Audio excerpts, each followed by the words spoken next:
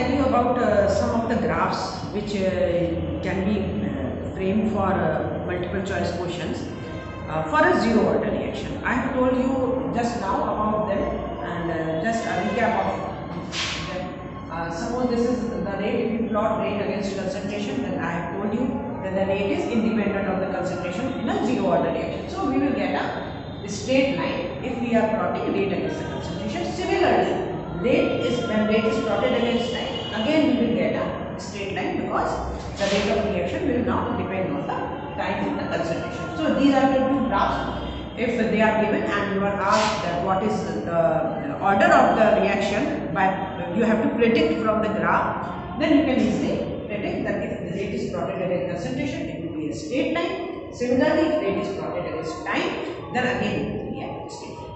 This also I have told you just now. That suppose this is our integrated rate law equation, and when we compare it with our equation for a straight line, what we get is y equal to mx plus. Means if y is our concentration axis and time is our x axis, then we will get a straight line. Okay, y is equal to mx plus c is a equation for a straight line. We will get a straight line with a slope, negative slope of 1 upon k. Sorry, negative slope of k, and the intercept on the y-axis is given by c. This c is intercept on y-axis and it is equal to a naught, initial concentration. Okay, so this is our and this is our theta, and slope is equal to tan theta. Slope is given by tan of theta. So this will be the graph for the zero order reaction, and in this way you can calculate the slope also. If k is given, the negative of that will give you the slope. From this many questions can be framed, like this can also frame what will be the coordinates of this point. Suppose this point is P, where this is cutting, and this point is P. Suppose you have to calculate the coordinates over here, then the coordinates will be A will be 0 over here. Okay, 0 is equal to A naught minus kt, and then you have to calculate t, so a naught will be equal to kt, so t will be equal to how much? A naught by k. So this will be the coordinate at this point p. So these type of questions can be framed from the graph only. One more graph I would like to tell you. If you are given a graph of a product and the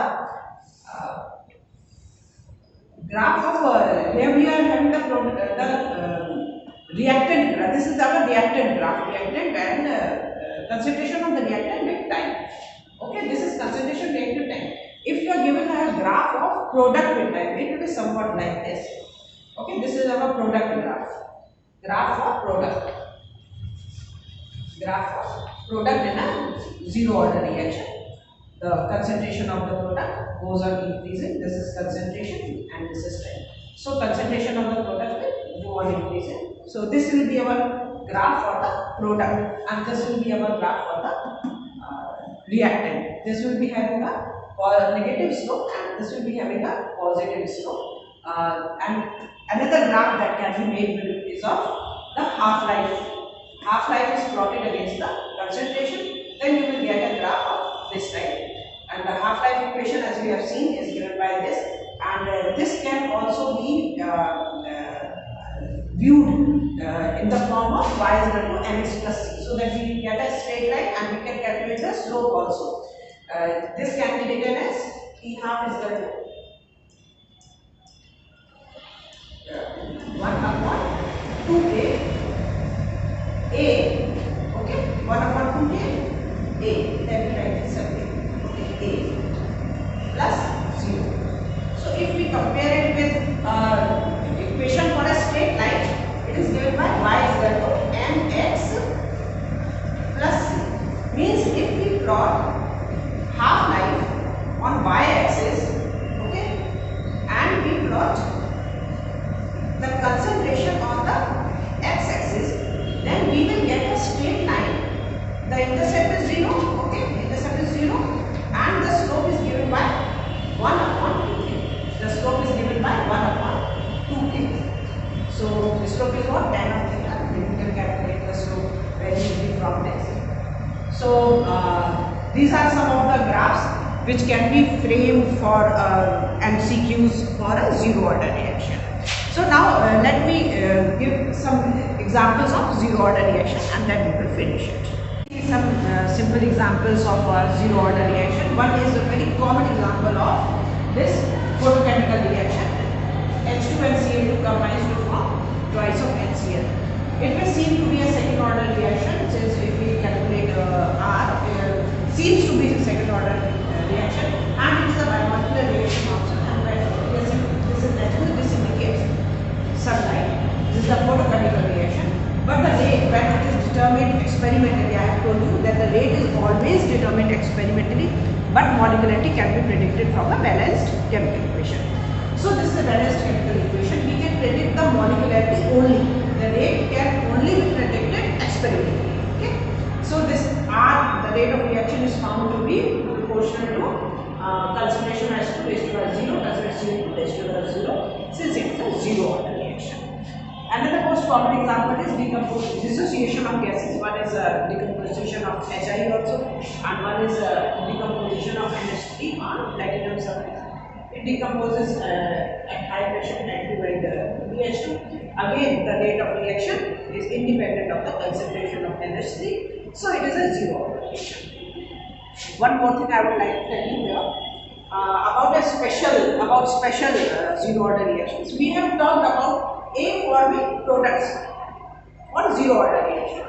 But suppose the reaction is of this type, 3/2 of A forming products, and you have to calculate half-life. This I am telling you from your MCQ point of view. Suppose you have to calculate half-life in this, then what we do is that we have calculated half-life just now. It came out to be A0 upon 2K. Okay, this was our half-life. So when you this was true for this reaction, A forming products. But if our reaction is in this form, or it is 3A forming products, or it is 5A forming product, and it is a zero order reaction, and now you have to calculate T half. Then do one simple thing, that in place of K, you place the stoichiometry of this reactant. Okay, 3/2 is the stoichiometry. You place this stoichiometry in place of K. So what will be instead of K, you place 3/2 of K. Okay, so it will come out to be A0 upon 2 multiplied by 3 upon 2 of K. So this will be here. Now the T half will be equal to this much, A0 by 3. So this was a simple thing I wanted to tell you here when I am telling you the zero order reaction, and this is important from your multiple choice question point of view.